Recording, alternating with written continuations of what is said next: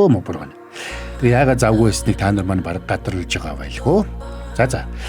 Олон юм ярьж тайлбарлах яах вэ? Тэгэхээр борооны удаад та нартан 2024 онд гарч байсан The Wild Robot гэх энэ галзуу хөрхэн анимашныг ярьж өгөхөөр сонголоо. За тэгэхээр энэ анимашн та нарт маань таалагдана гэдэгт итгэлтэй байна. Үнэхээр хөөрхөн анимашн байгаа. За тэгээд мөброн энэ галзуу анимашныг илүү фреш, илүү кранч, амин димэ хадгалсан жигдамттай содон мэдрэмж өгөх шинэ үеийн чипс, крисаптай хамтран хүргэж байна. Та нар маань сабадрагова саба адардсан бол лайк дарахтал тэгэл болоо явчих юм. Бас галзуу анимашн сувгийг мэдэхгүй найзтай шеэрлээрэй. Ингээд борон энэ галзуу хөрхэн анимашныг одоо яриад өгье.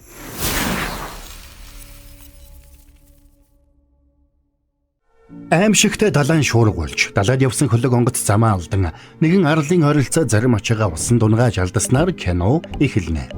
Арал дээрх халиунууд хөлөг онгоцноос урсаж ирсэн жижиг хайрцгийг сонирхож үзэж байгаад дотор нь байсан роботыг санамсаргүйгээр асааж орхино. Робот ассан даруйда онлайн болж өөрийгөө Universal Dynamics компани үйлдвэрлэсэн олон үйлдэлт робот Rosum 7134 гэж амьтдад танилцуулдаг.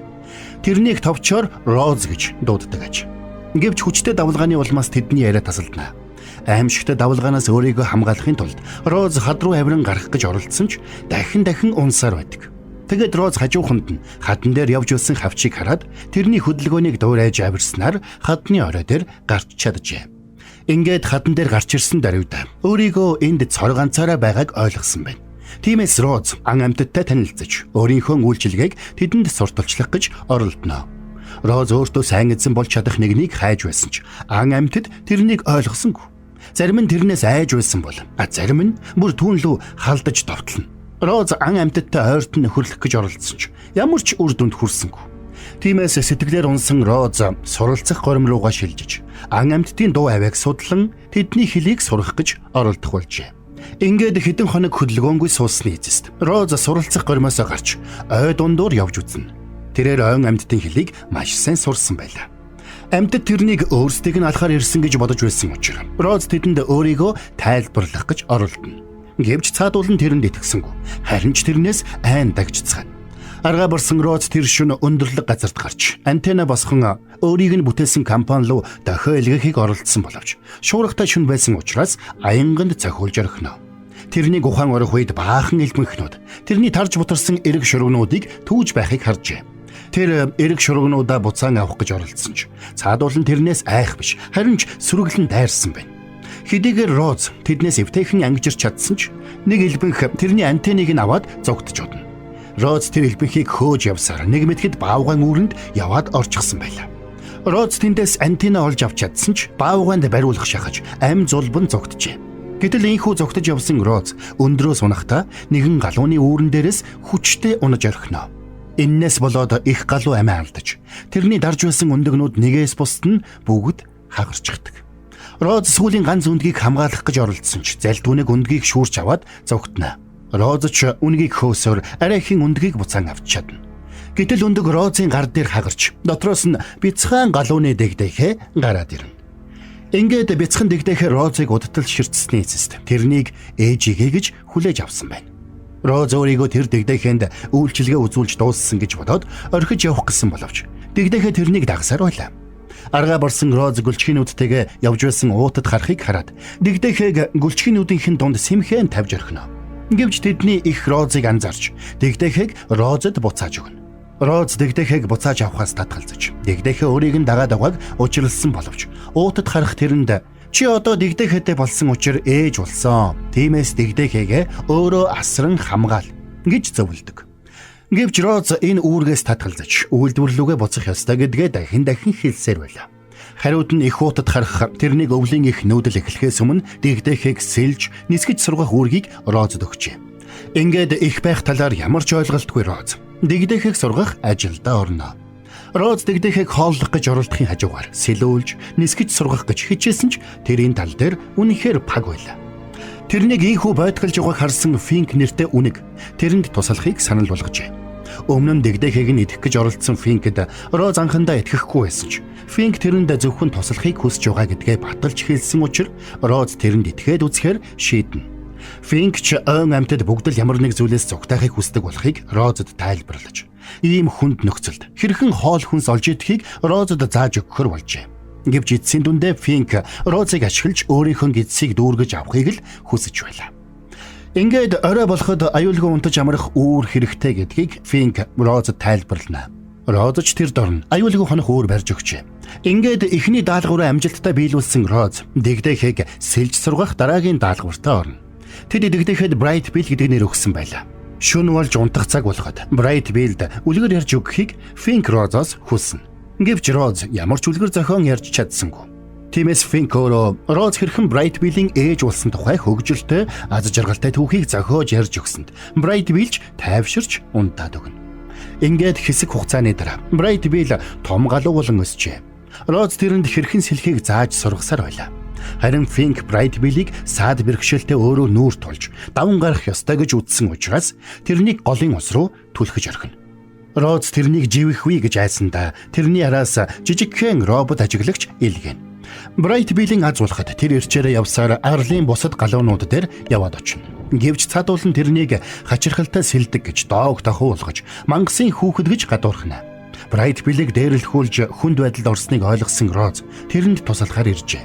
Гэвч тэднийг явахын өмнөхөн галуунууд Bright Bill-д үннийг хэлж Роз тэрний ихийг хөнөөсөн гэдгийг илчилдэг. Bright Bill-ийг зорилгодоо хүрэхтэн тус болохгүй гэж үзсэн учраас тэр мэдээллийг нуусан болохоо Роз тэрэнд тайлбарлана. Гэвч ийм чухал мэдээллийг өөрөөс нь нууж өөрийг нь төөрөгдүүлсэнд урам нь хугарсан Bright Bill уралсандаа Розыг өөрийнх нь жинхэнэ ээж биш гэж хэлээд үүрээ орхин явж одно. Маргааш нь Роз анх энэ арал дээр ирж байсан газартаа очиж тэнд байсан төхөөрөмжүүдээс нэгийг нь ажилуулахад өөрийг нь хаанаас ирсэн болон ямар зорилготой болохыг нь харуулсан мэдээллийг тэрэнд өгчээ. Тэрний дотор ер бусын сэтгэл хөдлөл мэдрэгдэх болсон учраас тэр үүний цаад учрыг олохын тулд тэнд байсан нэгэн эвдэрхий роботыг асаана.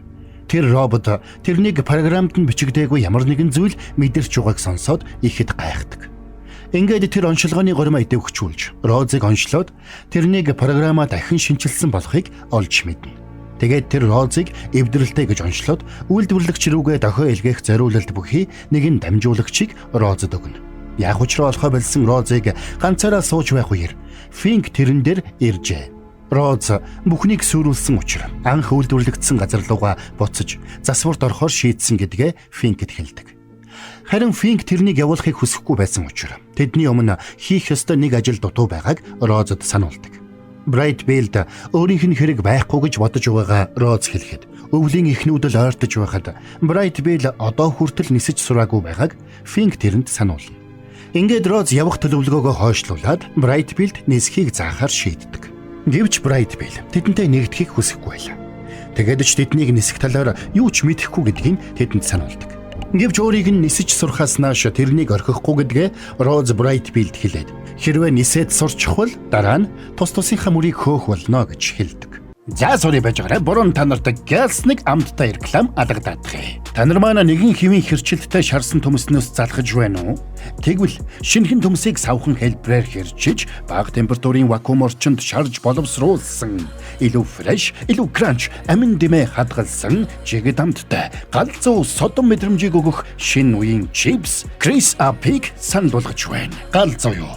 Ханаас авах юм бэ бороо гэж юу? CU-гийн бүх салбаруудад оригинал honey butter truffle гээд 3 төрлөөр өөрийн чинь хүлээгээл байж байгаа. Chris Up. За тайлбараа үргэлжлүүлцгээе. Ингээд Bright Bill зөвшөөрч Роз тэрнийг нисгэж сурахын тулд чадах бүхнээ хийнэ. Гэвч нэг л болж өгөхгүй байлаа. Бусад галуунууд тэрнийг шоолж, далавч нь хэтэрхий жижигхэн учраас олигтой нисэж чадахгүй гэцгээж байлаа.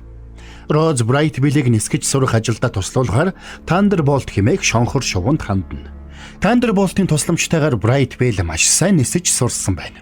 Ингээд галуунуудын нүүдлэх цаг дөхөх үед галуунуудын удирдагч урт хүзүүд Роз дээр ирээд тэрнийг магтан сайшаадаг. Урт хүзүүд тэднийг эртнээс ажиглаж байж Bright Bill-ийг үргэлжлүүлэн сургахдаа тэсвэр хадуужилт сургах нь чухал болохыг урт хүзүүд Розод захина. Учир нь тэднийг урт удаан хүнд хэцүү аялал хүлээж байлаа. Ингээд үлдсэн өдрүүдэд Bright Bill их нүүдэлд бэлтгэн чадах чинээгээрээ хичээллэн. Ингээд их нүүдлийн өдөр болоход Роз Брайтвиллийг урт хүзүүдэд авчирч өгчээ. Урт хүзүүдэж тэрнийг харж хандаж явах болно гэдгээ хэлдэг.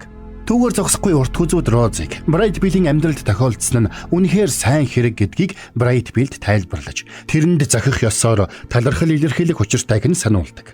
Сэтгэл нь хөдөлсөн Брайтвилл бусадтай хамт хөөрн нисэхт нь түлхэц үзүүлж өгөхийг Розоос хүснэ. Ингэхдээ тэрнийг эргээд ирэх үед Розыг эндэ байх уу гэж асуудаг.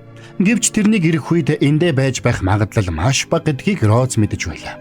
Ингээд Брайтвиллийг хөөрн нисэхт нь тусалсныхаа дараа Роз сэтгэл хөдлөлөө барьж дийлэлгүй. Тэрний хойноос дагангүйж Брайтвиллийг сүүлчийн удаа алсаас харна. Брайтвиллд хэтэрхий дассан Роз маш их гүнхтэй байлаа. Финкийн сэтгэлч бас ихэд хөдөлсөн байдаг. Гэвч Роз Финк хоёр биенээсээ сэтгэл хөдлөлөө нууж зүгээр байгаа юм шиг л дүр эсэхийг оролдцгоно. Ингээд өвөл боллоо. Ан амьтад эчэндээ орцгооч. Роз өндөрлөг газарт гарч өөрийг нь үйлдвэрлэсэн үйлдвэрлэлөө дохио илгээнэ. Universal Dynamics компани төв оффист тэрний дохио ирсэн даруйд Роз унтарч орхино. Нүүдлэн явах зураа Брайтвилл Розтой салах ёс хийж чадаагүйдээ харамсаж байгаагаар хэлгээд тэрний хэлэх гэсэн үгийг Роз сэтгэл зүрхээрээ мэдэрсэн гэдгийг урт хүзүүд тэрэнд тайлбарладаг. Гэтэл тэдний замд аимшигтай шуурга таарч тэд шуурганаас зугтан явсаар нэгэн хүлэмжин дотор орж ирцгэн. Гэтэл тэрхүү хүлэмжин дотор ажиллаж байсан роботыг Брайтвилл Розтой андуурч нөхөрсгөөр яриа үдсэн ч цаадуулан тэднийг ургацыг нь хулгайлах гэсэн гадны халдагчид гэж үзээд роботууд бүгд галуун сүрэг рүү дайрч эхэлжээ. Галуунууд хайж сандран ухаан жолоогүй нисэж байх үед урт хүзүүд Брайтвиллд хандаж сүрэг дотроо роботоос айдаггүй ганц шувуун чи учраас сүргээ удирдах эндээс гарах замыг ол хэмээн даалгадаг. Сүргээ дагуулсан нисэж буй Брайтвиллийг роботууд буудан устгах гэж оролдсон боловч урт хүзүүд дундуур нь орж амиа золиослжээ. Дүрс солигдоход Роз гэнэт сэрнэ. Тэгээд тэр хичээндээ хорогдож байсан Финк тэр ирлээ. Цаадах нь зуд болж ойн амьтад маш хүнд байдалд байгаа талаар Розод дуулгадаг. Гэхдээ ан амьтад өгөж үргэдвэл эрх хавар ой бүхэлдээ тэрний мэдэлд орох болно. Химэн Финк тоомжиргүй ярьдаг. Харин Роз тэрнийг ятгаж хэдийгээр ойн амьтад тэрэнд дургүй боловч энэ боломжийг ашиглаад баатар болвол бүгд тэрнийг хайрлах болно гэж тайлбарладаг. Ингээд мань хоёр өвлийн хүйдэнд даарч бэрсэн амьтдыг аварч эхэлнэ. Тэд ойн амьтдыг авраа зогсохгүй. Догшин баавгай хүртэл аварчээ. Ингээд ачаалттай ажилласны улмаас Розын батраа эрс мууддаг. Гэтэл ичэнд цугулсан амьтад өөр хоорондоо тэмцэлдэн тулалдаж эхэлнэ. Энэ бүхнийг харж уур нь хүрсэн Финк тэднийг дуугүй болохыг тушаагаад хэрвээ тэдний мангас гэж ад үздэг Розын сайхан сэтгэл байгаагүй бол тэд бүгд өвлийн хүйтэнд хөлдөж өгөх байсан гэдгийг сануулдаг. Ойн амьтдаж буруугаа ухаарч Розыг ад үзэж байсандаа харамсдаг. Тэгээд Роз унтрахынхаа өмнөхөн тэдэнтэй эвийн гэрээ байгуулахыг хүсэж байгаагаа хэлж тэднийг заавал програмчлагдсныхаа дагуу байх албагүй гэдгийг сануулдаг. Ан амьтдаж тэрнтэй санал нэгдэж догшин баавгай хүртэл ядаж өвөл дуустал эв найрамдалтай байх санаатай байгаагаа хэлдэг. Энэ цагаас хойш баггүй хугацаа өнгөрч хавар болоход Роз ч асаж дулаан орноос нүүдлэн ирсэн галуунууд руу яаран очно. Гэтэл галуунууд бүгд Брайтвиллийг өөрсдийнх нь амийг аварсан баатар гэж алдаршуулж байхыг тэр харжээ. Брайтвиллийг гэр бүлийнхнээ олсныг нь харсан Роз санаа намарч тэндээс явхаар зэглээ. Харин энэ үеэр Финк Брайтвилл дээр ирж Роз тэрнийг өвөлжин хүлээсэн гэдгийг хэлдэг. Брайтвилл Розтой ярилцахыг хүссэн боловч тэд Розыг хаана байгааг нь огт мэдэхгүй байдаг. Энэ үеэр үйлдвэрлэлүүгээ буцахаар шийдсэн Розыг мэдээ дамжуулагчаа асаах гэж байтал. Гэнэт Universal Dynamics компани илгээсэн роботуудын баг тэрэн дээр хүрээд ирнэ. Вентра нэртэй нэгэн робот хөлөг онгоцноос бууж ирээд тэрнийг төв офис руу авч явахаар болсноо хэлнэ. Учир нь тэд Розын програмд гарсан эрс өөрчлөлтүүдийг судалж үзхийг хүсэж байлаа. Роз Вентратай явахыг дурамжхан зөвшөөрсөн ч тэрнийг хөлөг онгоцонд суухын өмнөхөн Финк ирж Брайтвилл тэрнтэй уулзахыг хүсэж хаасайгүй хайж байгаа талаар хэлдэг. Сэтгэл нь хөдөлсөн Роз уучлал гуйгаад хөлөг онгоцноос үсэрч буудаг. Гэтэл Розыг эргүүлж авчираад наривчлан судлах үүрэг авсан Вентра тэрнийг бариулахаар үе олон роботуудыг илгээдэг. Роботууд Розыг барихаар буудаж эхлэх үед ойн баавгай хурж ирээд Финк Роз хоёрыг зогтоход нь туслана. Алуурчин роботууд тэдэн лөө хайр найргүй давталж эхлэх үед ойн амьтад хамтдаа нэгдэн тэдэн лөө дайрч удаан тулалдсны эцэст ойн амьтад ялалт байгуулдаг. Ингээд роботууд нь ялагдсныг ойлгосон Вентра бүх роботуудыг өөрийгөө устгах горимд шилжүүлэн ой дотор ээлж дараалсан дэлбэрэлтүүд болж эхэлнэ. Үүний улмаас ойд аимшигтай түүмэр дэгдэхэд Вентра Розыг хөлөг онгоцондоо суулгаад авч удна. Вентра Розын хой санамжийг устгахыг оролдож байх үеэр Брайт Билл болон тэрний удирдсан галуунууд Вентрагийн хөлөг онгоц руу довтолцгооно. Вентра галуунуудыг зогсоохоор буудаж эхэлсэн ч үр дүн багтаа байлаа. Энэ зуур хөлөг онгоц руу нэвтэрч чадсан Брайт Билл Розыг олж очсон ч Роз бүрэн унтарсан байдаг. Сэтгэл нь шаналсан Брайт Билл Розод ямар их хайртайгаа хэлэх үед гайхамшиг болж Роз эргээд асна.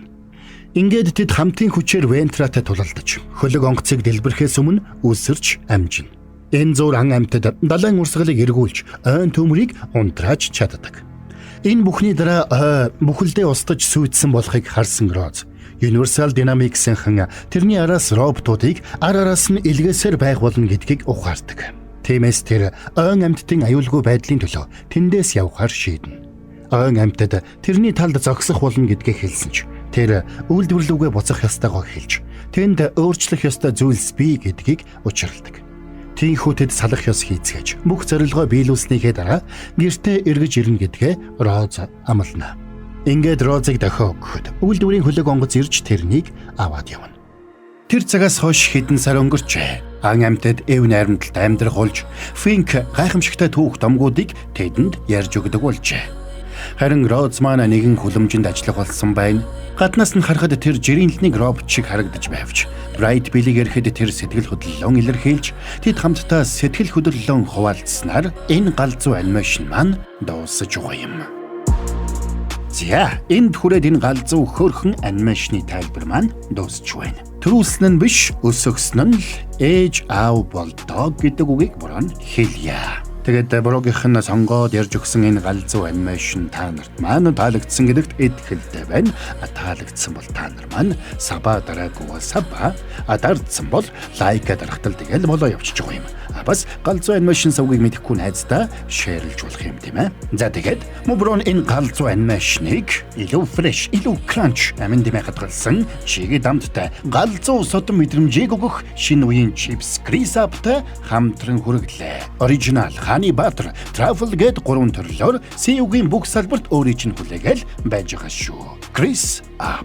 Тэгээд хэдүүлээ дараагийн бас нэгэн галзуу анимашныхаа тайлбараар эргээд уулзацгаая. Тэ Брон аль болох удаахгүйгээр хурдан ярихыг хичээнэ. Түр баяртай манайхаа.